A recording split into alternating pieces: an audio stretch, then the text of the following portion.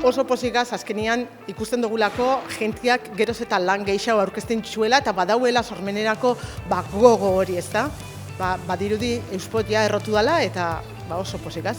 Bueno, Euspot da niretzako ikusle bezala jasotzen duten ekitaldi bat, ez? Gogotsu beti aurkezle bezala 2 urte hauetan. Eta bereziki da, zerbait oso pozgarria, ze gertatu zait batzuetan Euspoten apuntatu diren pertsonak gero ibilbide profesionalean bidelagun izatea, eta orduan horregatik aurten asko animatu dut jendea benetan parte hartzera, ze gero hemendik benetako profesionalak eta benetako ibilbideak ateratzen dira.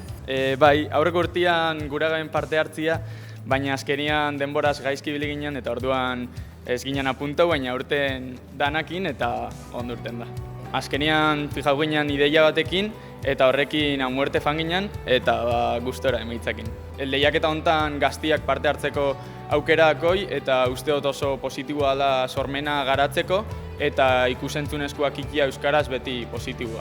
Iruditzen zait Mondragon Unibertsitateko ikasleentzako aukera ezin hobe bat dela haien lana eta sormena erakusteko Euspot lehiaketa. Beti animatu izan ditugu parte hartzera eta posten nau, aurtengoan ere horrelako parte hartzea izateak eta tartean saridunak ere egoteak. Beste eta hainbeste bideo ekoitzi eta kontsumitzen ditugun garaiotan gure hizkuntzak anabasa hortan leku izan desan, bada alegintxo bat eta oso pozik zentzu horretan.